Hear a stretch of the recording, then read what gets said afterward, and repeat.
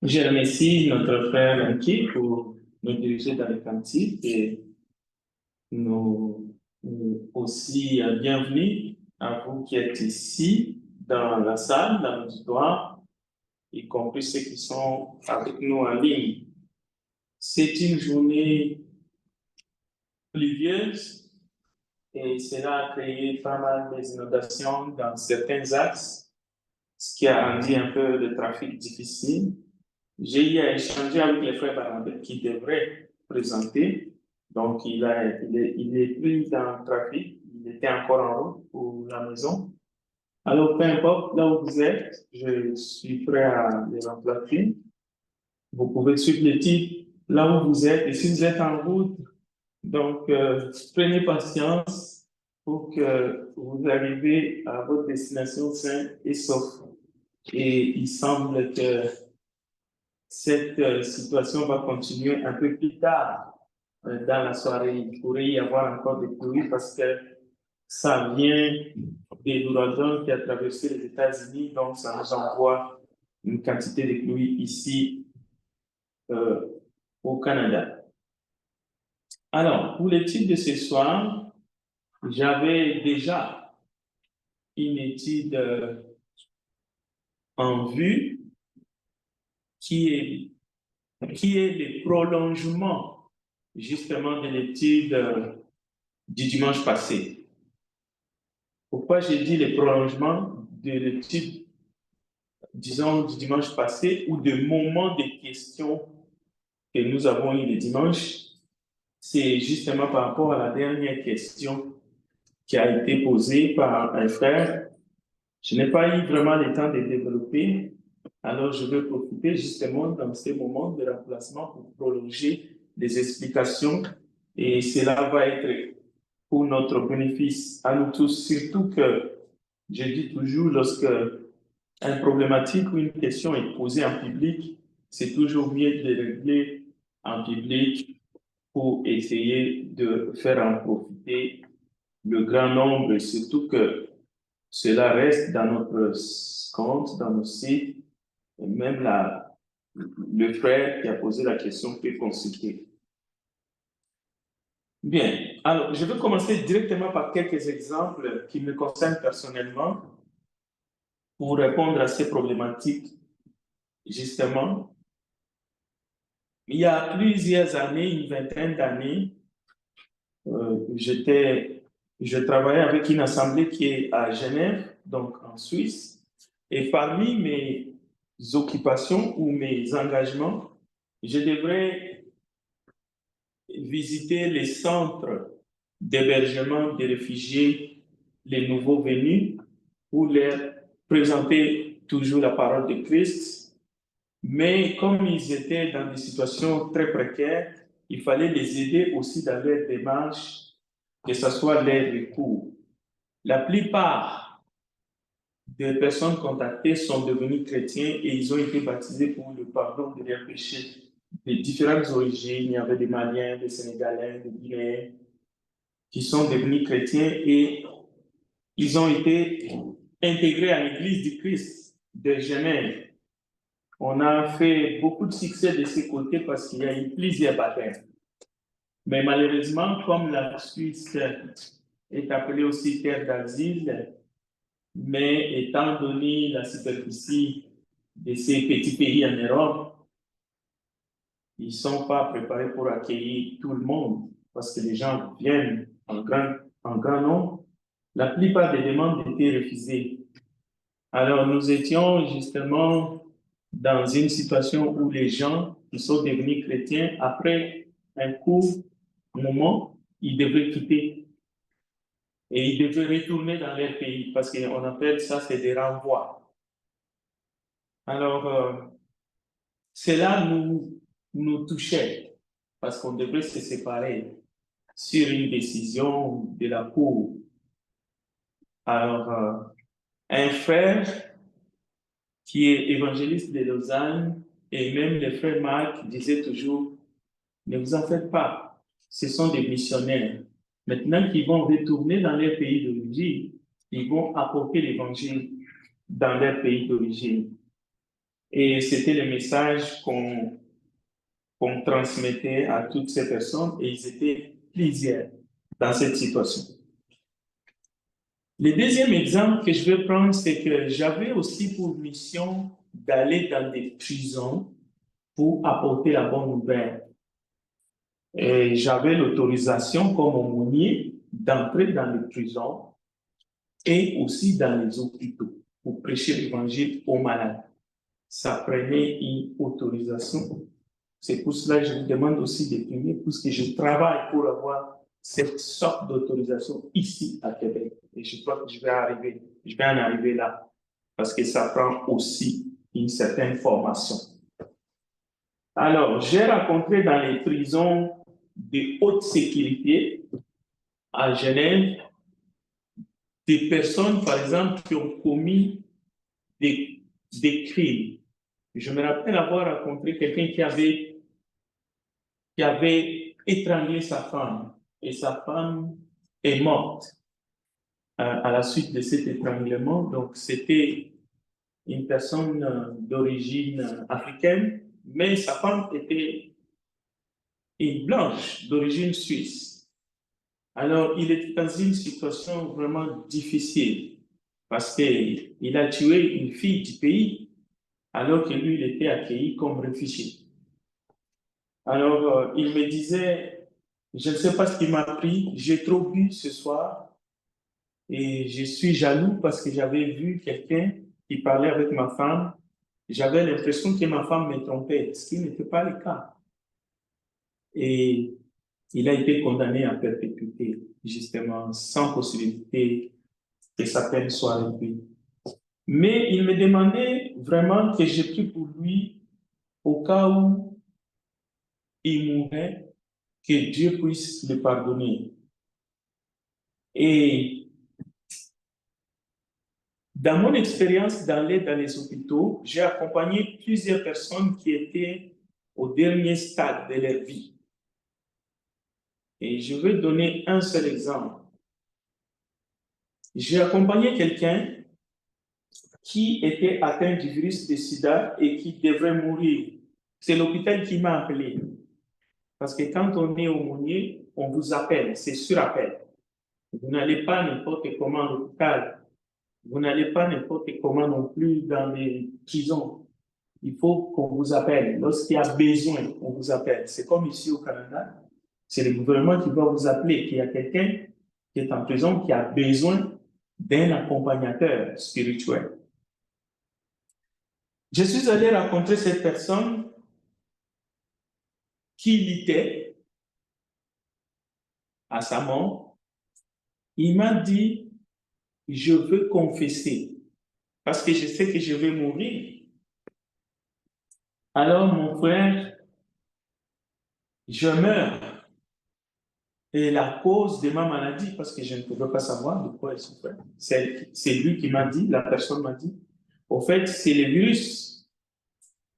J'ai pris toutes sortes de médicaments, mais là, je suis au stade terminal. Les médecins m'ont dit, il me reste seulement quelques heures. C'est pour ça que je fais appel à quelqu'un à qui je pourrais confesser. Alors, il m'a dit, je suis croyant depuis très jeune. J'allais à l'église. Donc, il était membre d'une dénomination. Mais je vivais tout en allant à l'église et en chantant dans une chorale, je vivais dans l'impudicité. C'est comme ça que j'ai contracté ce virus. Maintenant que je veux mourir, je voudrais que tu m'aides dans la prière afin que Dieu me pardonne. Parce que ma crainte, c'est de rencontrer Dieu. J'ai peur de rencontrer Dieu. Alors, je lui ai donné quelques exhortations et finalement, dans sa confession, la personne va me dire que les personnes avec qui je suis sorti et qui m'ont filé le virus, ce sont des sœurs dans l'église. Je sortais avec plusieurs sœurs dans l'église. Bon, pourquoi j'ai dit ce témoignage? J'ai dit ce témoignage pas pour dévoiler ce qui m'a été confié. C'est pour répondre à la question qu'un frère a posée, la dernière question, que chacun peut vivre comme bon lui semble. Chacun peut faire sa vie au fait. Personne ne peut obliger quelqu'un d'autre à vivre d'une certaine façon. De toutes les façons, nous allons attendre seulement le jugement de Dieu à la fin. Et ce frère, après avoir confessé, j'étais encore dans la salle, je parlais avec lui, il a cessé de parler. C'est moi qui est allé chercher les infirmiers pour dire il a rendu son âme. Tout de suite après, il a poussé un grand soupir. J'étais là, je l'observais. Je peux dire qu'il est mort entre mes bras parce que j'étais très proche de lui au moment où il me parlait pour que je puisse écouter ça. Donc, je vis comment il a rendu l'âme en poussant un grand soupir. Et les infirmières sont venues, ils ont confirmé, oui, là, il est parti. Tu as bien fait de venir. Bon, cette personne, cet adulte, m'a confié que il fallait que Dieu le pardonne. Parce que tout en sachant qu'il avait les virus, pour se venger, il est sorti avec plusieurs autres femmes. Il a fait ça volontairement. Alors, quelqu'un qui dit qu'à l'église, on peut passer un message libéral comme quoi il ne faut pas forcer quelqu'un à vivre de la manière de Christ, chacun doit vivre comme il veut. En d'autres termes, cette personne, ce frère, allait à l'église, il écoutait les sermons de son pasteur ou de ses évangélistes. Donc, il avait le droit, même en droit civil, de continuer à sortir avec d'autres personnes, d'autres femmes, tout en sachant qu'il avait ce virus en lui et leur transmettre la maladie sous prétexte que c'est une autre femme qui lui a filé cette maladie. Vous voyez comment est-ce qu'un esprit libéral peut envoyer un faux message qui peut amener les gens dans l'inconscience totale. Je vais vivre comme je vais faire comme je veux. Personne n'a le droit de me dire quoi que ce soit. De toutes les façons, Dieu va me juger au dernier jour.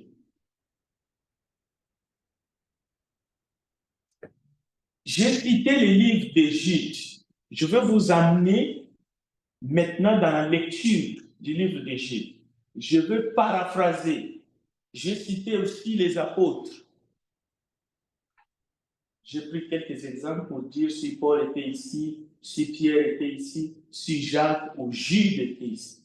Écoutons la parole de Dieu dans le livre d'Égypte. C'est un petit livre, mais nous allons voir qu'est-ce que la parole de Dieu nous dit là, dans ces livres. Jude, d'ailleurs, c'est un seul chapitre.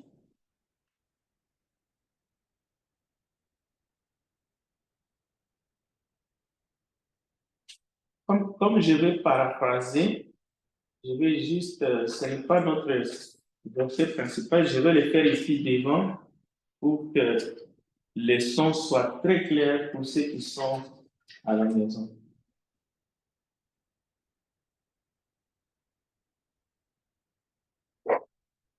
Alors,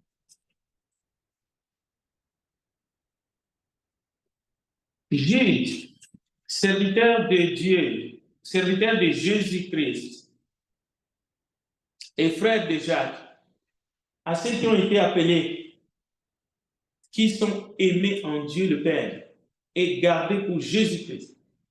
Que la miséricorde, la paix et la charité vous soient multipliées. Le verset 4. Car il s'est glissé parmi vous certains hommes dont la condamnation est écrite depuis longtemps, des impies qui change la grâce de notre Dieu en dissolution et qui réunit notre seul Maître et Seigneur Jésus-Christ. Déjà ici, nous pouvons comprendre que le message n'est pas impérial, dictatorial, tout ce que vous voulez. Ce n'est pas un message par contrainte, mais c'est quand même une exhortation qui fait la part entre ce qui est bien et ce qui est mal, entre ce qu'on peut faire et ce qu'on ne peut pas faire. C'est un message qui peut passer le message sur un comportement qui plaît à Dieu et un comportement qui ne plaît pas à Dieu. On peut dire, le serviteur de Dieu Jude, en s'adressant à ceux qui sont appelés ou à ceux qui s'affichent comme chrétiens, c'est leur dire de ne pas régner notre seul Maître et Seigneur Jésus-Christ à travers nos actions. Parce qu'on ne réunit pas quelqu'un seulement par la parole, c'est par nos actes que nous pouvons régner notre Seigneur. C'est à travers notre liberté que nous pouvons régner le Seigneur, parce que Dieu nous a accordé le libre arbitre. Alors, le verset 5. Je veux vous rappeler à vous qui avez fort bien, à vous qui savez fort bien toutes ces choses, que le Seigneur, après avoir sauvé le peuple et l'avoir tiré du pays d'Égypte, fit ensuite périr les incrédules, qu'il a réservé pour le jugement du grand jour, enchaînés éternellement par les ténèbres, les anges qui n'ont pas gardé leur dignité, mais qui ont abandonné leur propre demeure. Que Sodome et Gomorrhe et les villes voisines qui se livraient comme à l'impudicité et à des vices contre nature sont donnés un exemple subissant la peine d'un feu éternel. Malgré cela, ces hommes aussi, entraînés par leurs rêveries. C'est quoi les rêveries? Les rêveries, c'est cette attitude de croire que tout est permis, je peux faire n'importe quoi, je ne risque rien. Ça fait partie des rêveries. Écoutez, ces hommes aussi entraînés par leurs rêveries, au lieu de prendre en exemple les villes de Sodome et Gomorrhe et tous ces gens qui se sont livrés à des vices contre nature, que Dieu a châtié, mais non. Suis pareillement leur chair. Écoutez bien, il s'agit bien de la chair. Parce que la chair, ça vient ici toucher ma liberté. Je peux faire avec mon corps, je peux faire avec ma vie ce que je veux. Personne ne peut m'imposer un mode de vie. Non, ce n'est pas quelqu'un qui nous impose un mode de vie. C'est la parole de Dieu qui nous appelle à une vie qui plaît à Dieu. Pourquoi le mettre sur le dos de quelqu'un? Que ce quelqu'un soit un prédicateur, qu'il soit un évangéliste, qu'il soit une femme âgée, qu'il soit un frère ou un enseignant ou un docteur. Pourquoi faire appel à quelqu'un qui veut m'imposer, moi, à vivre comme lui veut? Non, c'est la parole qui nous appelle. C'est le Seigneur qui nous appelle à la repentance. À vous qui êtes appelés. Donc, alors, non seulement ils suivent pareillement leur chair, ils méprisent l'autorité et injurient les gloires. Or, l'archange Michel, lorsqu'il contestait avec le diable et lui disputait les corps de Moïse, n'osa pas porter contre lui un jugement injurieux, mais il dit que le Seigneur te reprenne. Bon, je ne veux pas tout lire, mais je vais quand même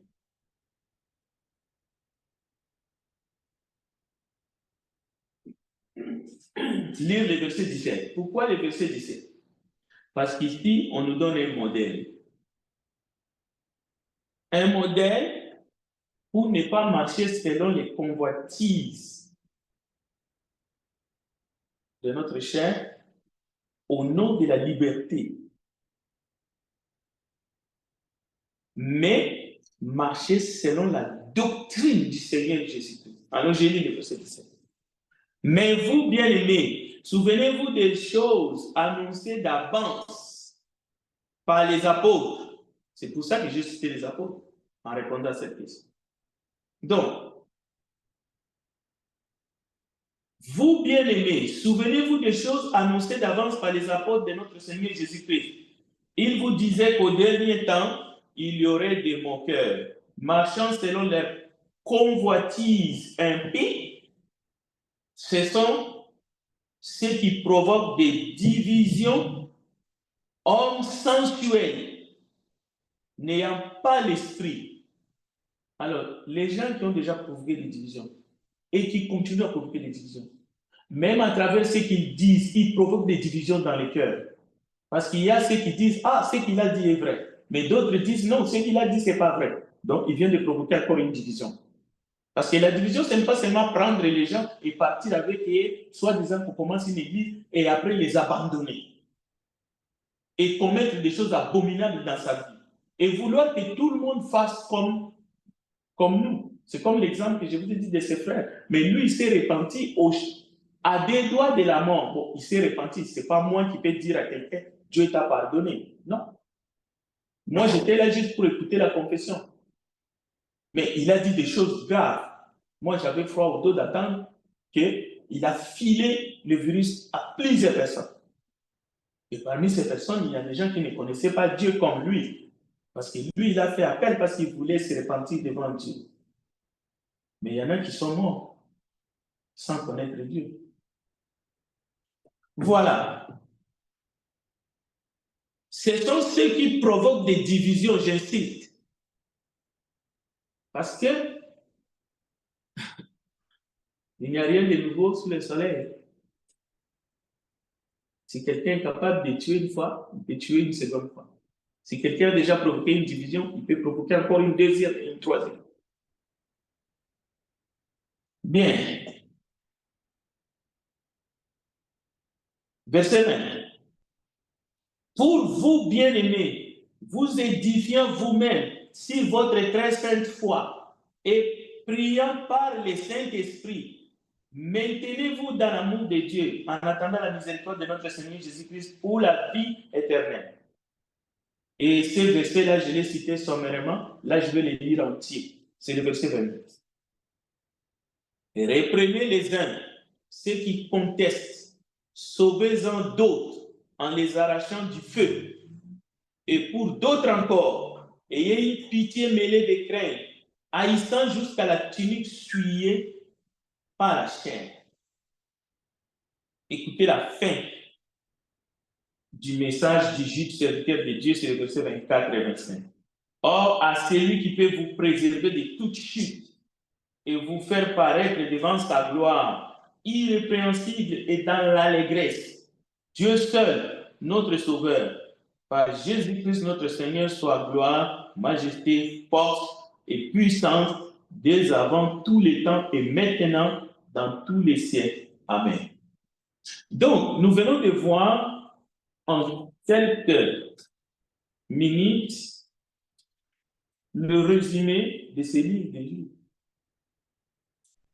Maintenant, qu'est-ce que nous pouvons apprendre une fois que nous sommes chrétiens sur notre conduite dans l'Église, la maison de Dieu?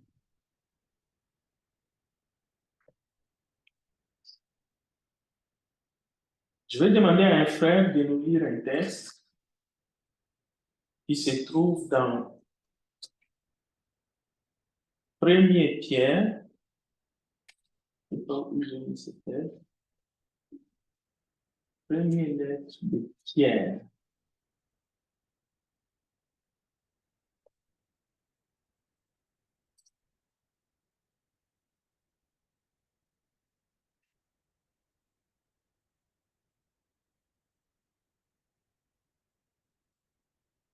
Chapitre 2.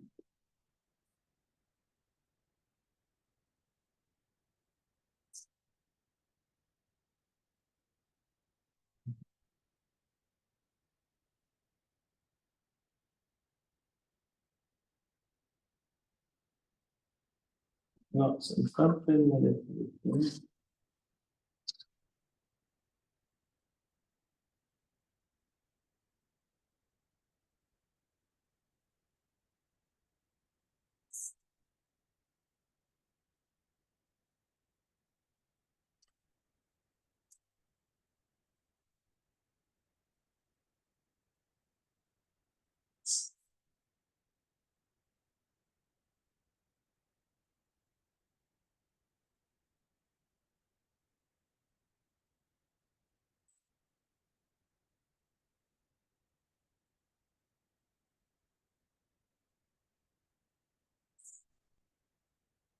Nombre, chapitre 14.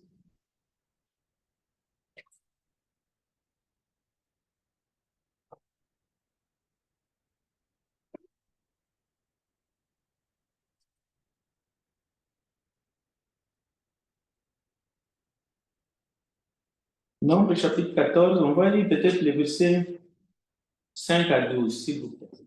Si vous avez trouvé, lisez.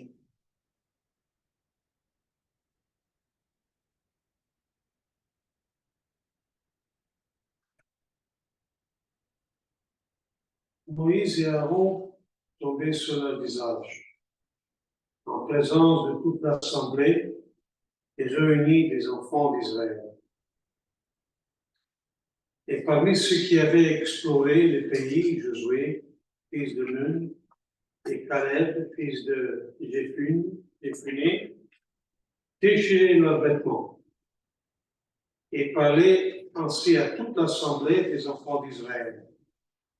Les pays que nous avons parcourus pour explorer est un pays très bon, excellent.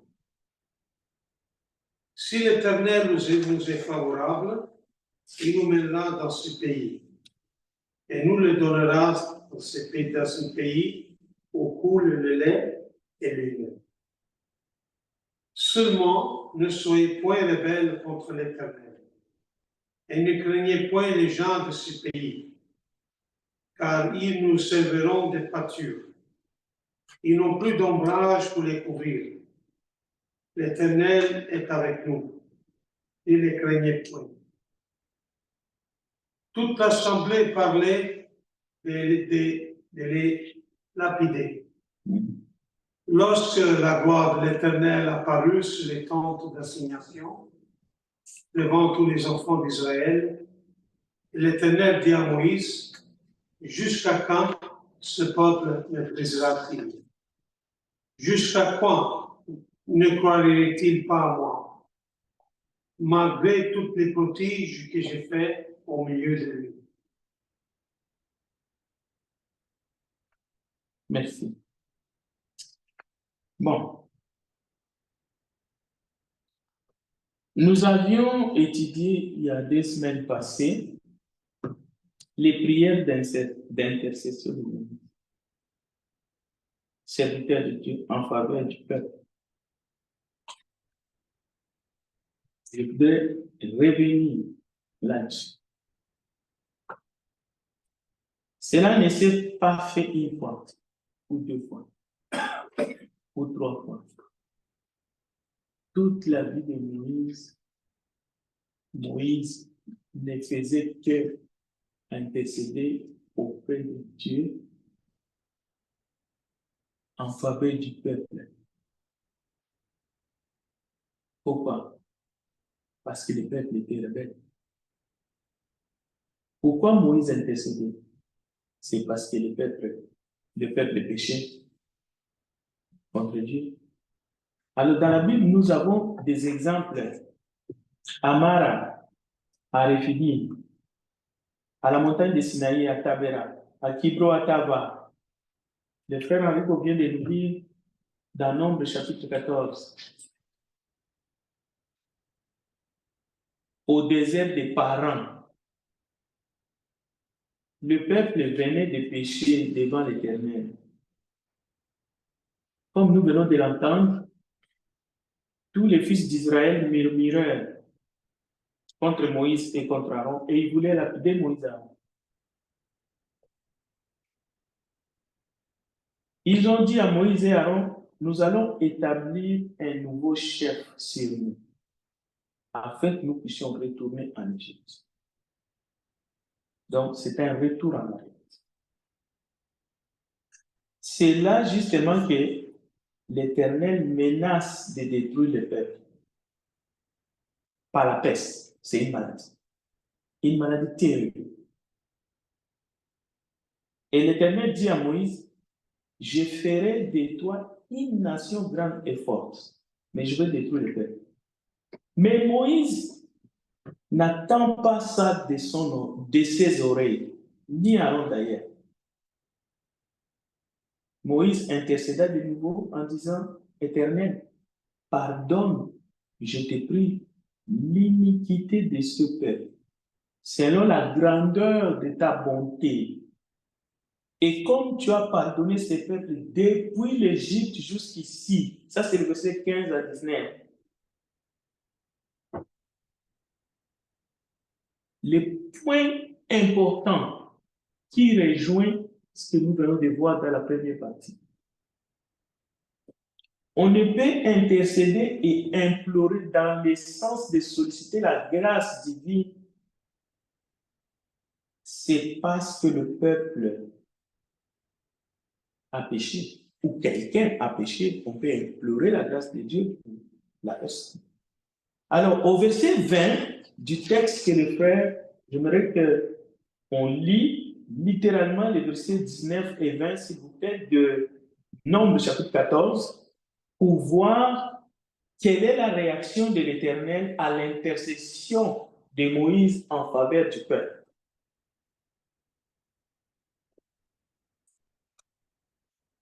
Nombre chapitre 14, 19 à 20.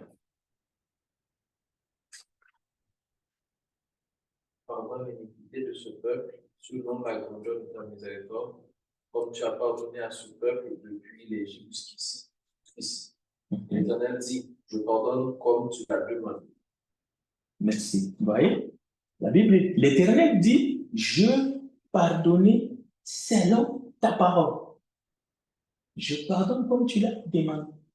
Mais il faut savoir, même lors de la révolte de Corée, lorsque l'Éternel dit à Moïse, séparez-vous du milieu de cette assemblée, je consumerai en un moment.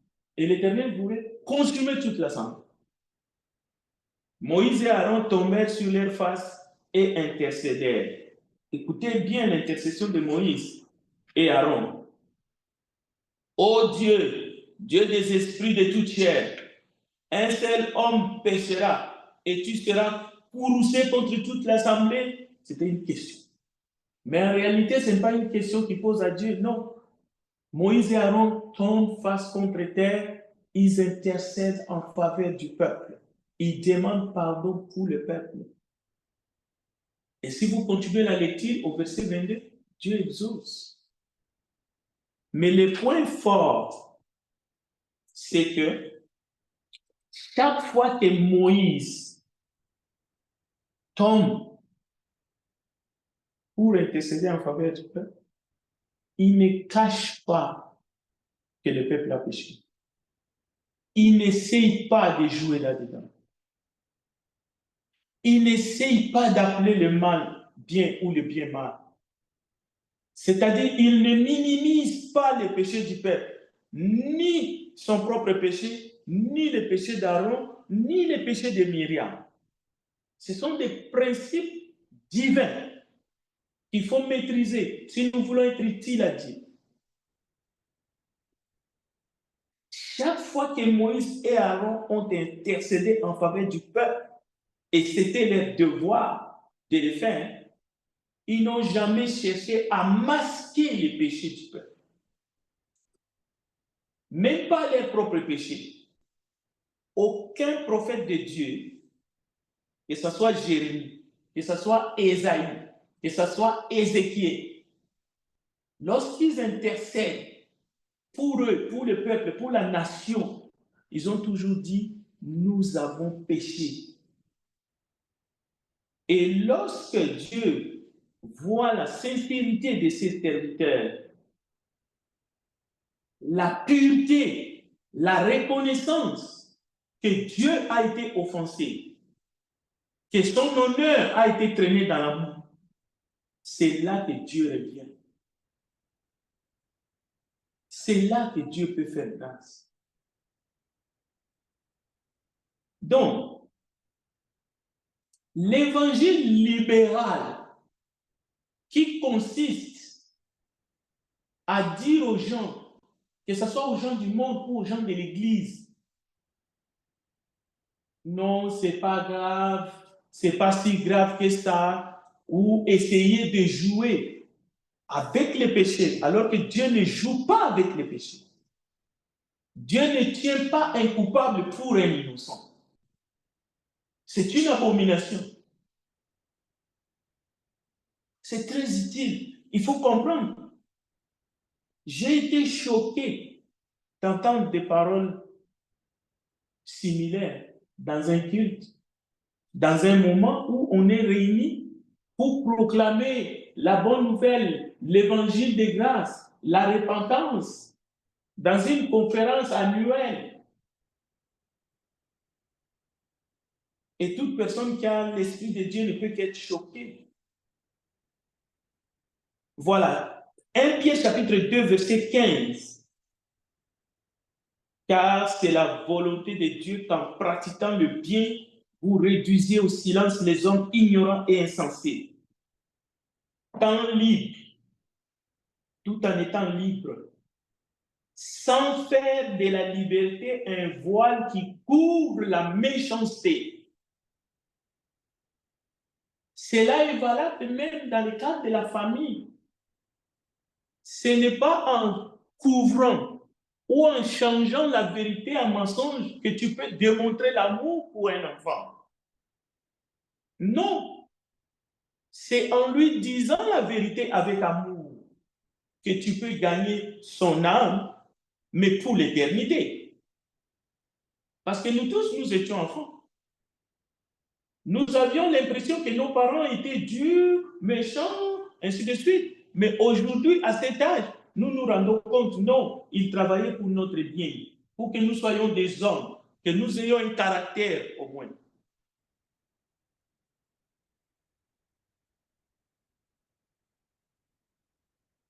Honorez tout le monde, le verset 17. Aimez les frères, mais dans la même verset, craignez Dieu, honorez le roi. Si vous faites une seule de ces choses, vous honorez tout le monde, vous aimez les frères, mais vous ne craignez pas Dieu. Ou si vous honorez les rois, vous aimez les frères, mais vous ne craignez pas Dieu. Vous voyez que vous ne pouvez pas jouer le rôle de Moïse. Parce que Moïse aimait les frères, mais il craignait Dieu. C'est pour cela, lorsqu'il allait, il disait, ce peuple a péché. Ce peuple a commis encore une infamie. Moi-même, j'ai perdu patience, mais je te demande que je puisse entrer dans le pays. Permets-moi d'entrer. Mais Dieu lui a dit, non, Moïse, je te fais grâce. Tu vas voir de loin, mais tu rentreras.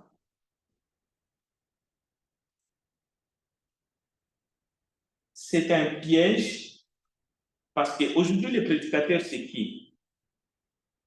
Ou les prophètes, c'est qui? Parce qu'il y a un passage où Jérémie dit, certainement, ce peuple est devenu fou. Et même l'Éternel dit, mais ces prophètes-là, ils disent à mon peuple, tout va bien, alors que tout ne va pas bien. Mais les prophètes aujourd'hui, c'est qui? Ce sont ceux qui annoncent la parole de Dieu. Ce sont les évangélistes. Ce sont les évêques. Ce sont les diacres. Ce sont les femmes âgées lorsqu'ils enseignent les jeunes femmes. Ceux qui enseignent la parole aujourd'hui, ce sont les enseignants. Ce sont les frères et sœurs qui ont atteint une certaine maturité et qui peuvent discerner le bien et le mal.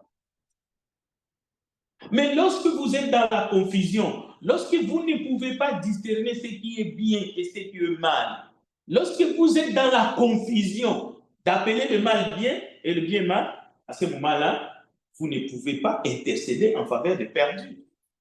Parce que si Moïse s'était approché après l'adoration du veau d'or pour dire, Éternel, mais ce qu'ils ont fait, ce n'est pas si grave parce que il y en a qui adorent Baal. Mais eux, au moins, ils n'ont pas livré leurs enfants au feu. Ils ont seulement fait la tête d'un veau avec des pierres précieuses. Pardonne-le. Non, Moïse ne serait pas serviteur de Dieu. C'est pour cela, l'évangile libéral qui est prêché même dans les églises dites, les églises chrétiennes. Vous allez trouver les églises libérales, il y a tellement de choses qui sont laissées. On laisse passer par inaperçu sous prétexte que, ben écoute, Dieu comprendra. Non, ce n'est pas les églises du Dieu vivant. Ce sont de faux frères qui apportent un faux message qui encourage les gens dans la bêtise. Nous sommes tous des pécheurs, oui. Mais au nom de quoi tu vas m'encourager à vivre dans le péché? Ou tu vas essayer de me faire voir que mon péché ne demande pas la repentance?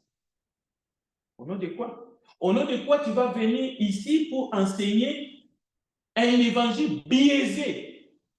Ou au nom de quoi tu peux te lever dans une salle où les gens sont venus pour être édifiés et dire quelque chose qui va mettre les fidèles dans la confusion? La notion de la liberté, même dans le monde, ne te permet pas de commettre l'infamie, ne te permet pas de vivre comme tu veux et puis d'attendre le jugement dernier. Celui qui marche selon ses convoitises, au nom de la liberté, n'est pas enfant de Dieu. Il ne vit pas conformément à la doctrine du Seigneur. Mais celui qui reconnaît ses péchés et qui enseigne aux autres le droit selon le Seigneur, voilà celui qui plaît au Seigneur. J'ai des passages ici que je n'ai pas lus. Je vais vous citer seulement pour terminer en conclusion.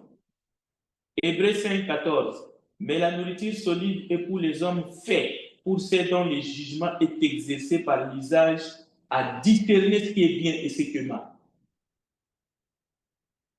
C'est tout un ministère, le discernement. Nous demandons à nos juges de dire la justice, non? C'est qui aimerait aller devant un juge qui ne va pas dire les mots, qui accepte la corruption? Mais c'est ce que nous faisons avec nos frères. Je vais vous donner l'exemple de deux sœurs que j'ai connues dans le ministère. Les deux ont commis l'impudicité dans l'église. L'un s'est repenti publiquement, l'autre non. Mais celle qui s'est repentie publiquement, volontairement devant l'église, les gens qui viennent du même coin que lui ont dit à cette sœur: tu nous as foutu la honte. Ce que tu as fait est inadmissible. Et il y a des gens qui ont refusé de parler à cette sœur le reste de leur vie. Je connais cette sœur parce que je l'ai mariée devant les autorités. C'est elle qui m'a donné ce témoignage. Il m'a dit: tu connais telle personne? Elle ne me parle plus parce que je suis tombé enceinte à l'église, donc j'ai foutu la honte à la communauté. Mais ce n'est pas la communauté chrétienne, c'est la communauté, les patriotes. Mais celle qui ne s'est jamais repentie publiquement, lui, il a trouvé des gens pour l'appuyer dans le mal. Et même publiquement, sur la place publique. Donc, il a trouvé des gens pour l'aimer dans ce sens-là. Bien sûr, la Bible ne nous demande pas de, quand quelqu'un pêche, nous devons les haïr. Non, non, non. Je voudrais seulement montrer ces deux attitudes. La Bible nous dit de supporter, de nous supporter, de porter les fardeaux les uns les autres. La Bible ne nous demande pas de montrer du doigt. La Bible nous demande d'aider. Mais d'aider la personne qui est tombée, de se relever de la bonne façon, pas les juger. Mais ces deux attitudes-là, les mêmes personnes qui ont refusé de parler à cette sœur, qui vit encore, soit disant que tu nous as foutu la honte, ils ont soutenu l'autre parce que l'autre n'est pas leur sœur d'origine. Parce que cette sœur-là ne leur a pas foutu la honte. Donc, voyez, cette manière de faire qui est tout sauf chrétien.